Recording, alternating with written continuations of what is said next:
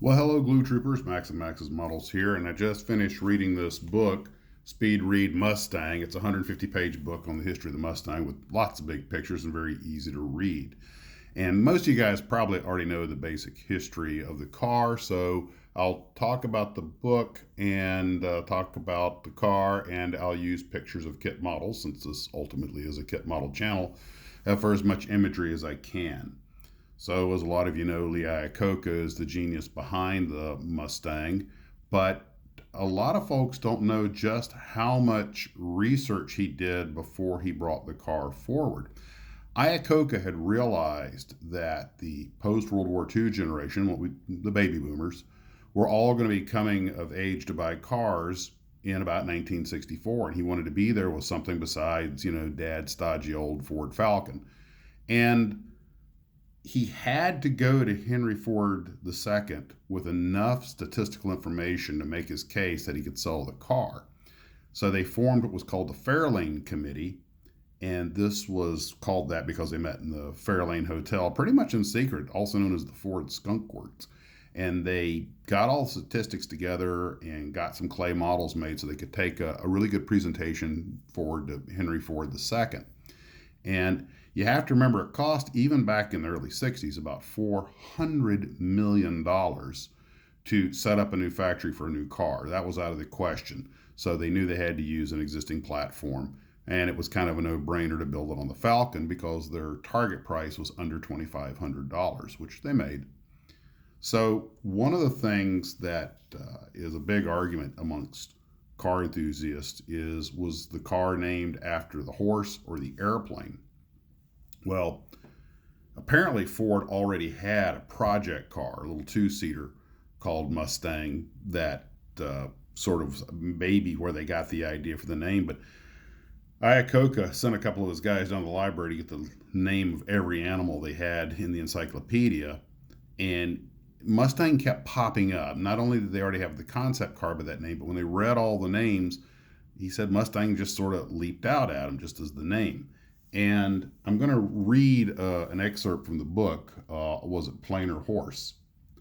And by the way, the in-house code for the car was T5. And informally, it was called the Special Falcon. By late 1963, just a few months before introduction, the need for a name became critical as marketing ramped up its efforts towards promotion and advertising. There were many suggestions. Henry Ford II offered Thunderbird II, a designation that was ignored. Dave Ash and Joe Orost pushed for Cougar, the name for the Ford Studio's winning clay design. So the actual, side note here, the actual clay design that gave us the shape of the Mustang was actually being called Cougar. They even sent Iacocca a die-cast Cougar grill emblem with the note, "Don't name it anything but Cougar."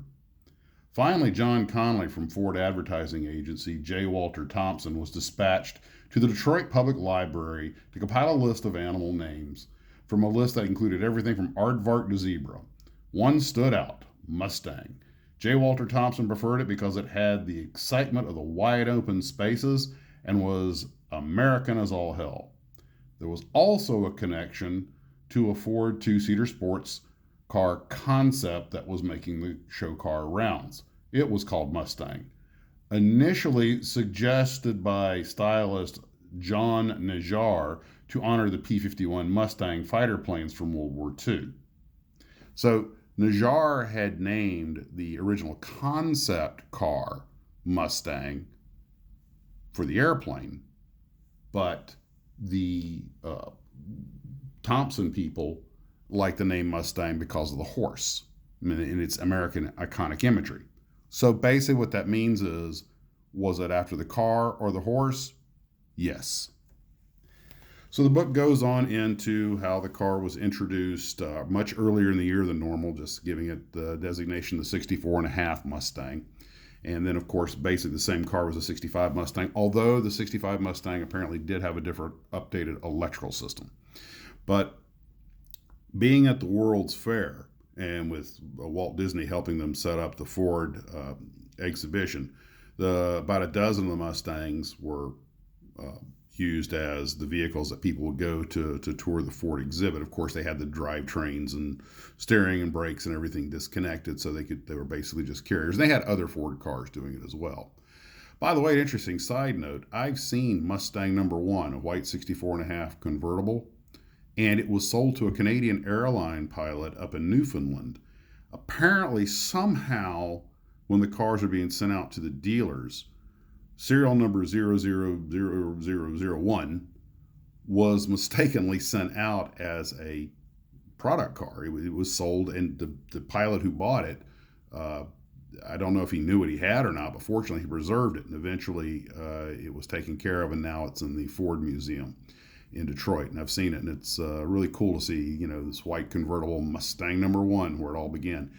Book also points out that the Mustang is the only car in history to be in constant production from 1964 to today and go past the 50-year mark. Apparently, even the Corvette had a one-year break in 1983. So it gets to take that title. Well, most of you guys know that the Mustang sold like hotcakes, and it was a real boon for Ford.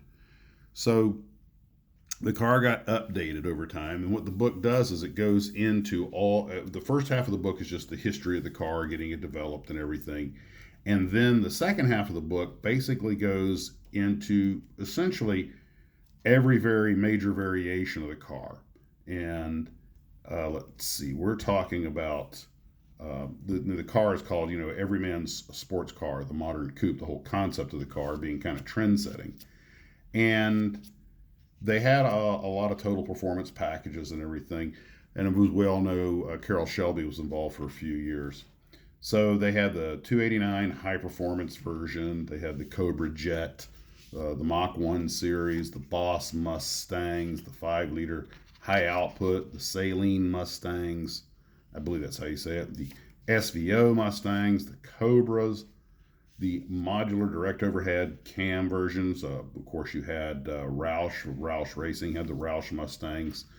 They had the 5-liter Coyote, and I'm just reading these pretty much out of the book. There's a page dedicated to each one of them, and they have some of it dedicated to Carroll Shelby and the Shelby GT350, which, by the way, that number has nothing to do with engine displacement. They needed a name, and if you want to believe what it says in the book, when they were quibbling about the name, Carroll Shelby just wanted to get the car made. And at one point, apparently, he asked the guy who worked in the shop, "Can you estimate the distance between the production and race shops?" And the guy said, "Oh, about 350 feet. That was the answer. And so Shelby just said, "Okay, that's what we'll call it, the GT350. So that's a little note, a little fun fact off to the side.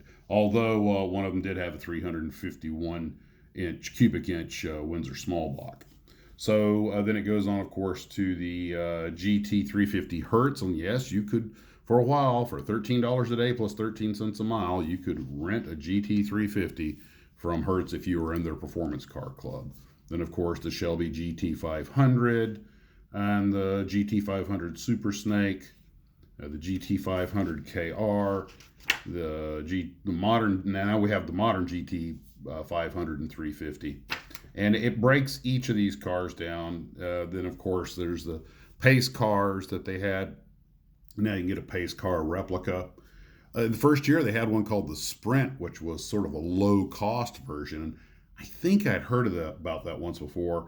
And when you opened the hood, the air cleaner, which I think was chrome, had the Mustang powered Sprint 200 printed across there. And apparently they were just looking for a lower end car. Now, the one I find kind of interesting, although I love my 2007 convertible and I've always been a fan of the beautiful Mach 1s, this special edition California Special, which was just a cosmetic package, but I thought that looked really nice. That may be one of my favorites, aesthetically speaking. And of course, they talk about the police cars. And I remember when the Florida Highway Patrol had the 5-liter Boss Mustangs. And you had the ASC McLaren. And of course, the famous Bullet car that Steve McQueen drove, and the new Bullet car Special Edition, and the entire Mach 1 series.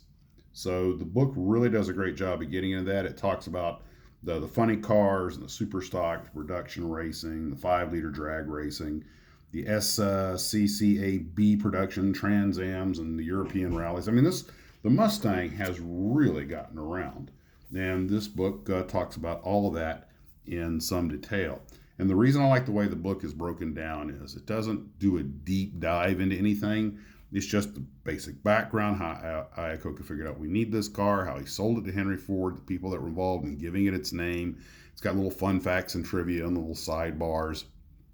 And then once it basically tells a story about, how the Mustang II, again, Iacocca realized that we're going to need an economy version with the way things are going.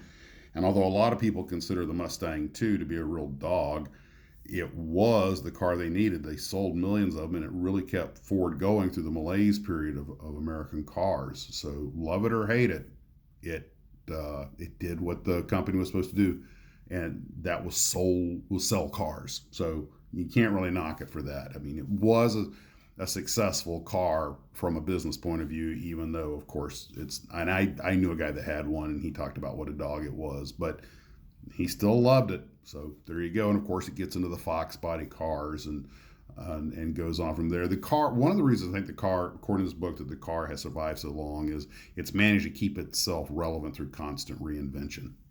But for the most part, with the exception of some of the cars in the 90s, for the most part, it's managed to keep the Mustang look, which is like blue jeans. It's just kind of timeless. Well, anyway, it was a fun book to read. If you can get your hands on one, I recommend it. This was gifted to me by the fine folks at the AutoZeum when I was down at Desertland. I want to thank them for that. If you guys are in Orlando and you get a chance, I highly recommend you swing by Desertland and drop in on the AutoZeum, which is where, they sort of run a museum that teaches kids how to work on cars at the same time. A great 2-in-1. Well, that's what I have for this book. I hope you guys are having a great 4th of July weekend, or as our British friends call it, Happy Traders' Day weekend. Take care of yourselves, and as always, model on.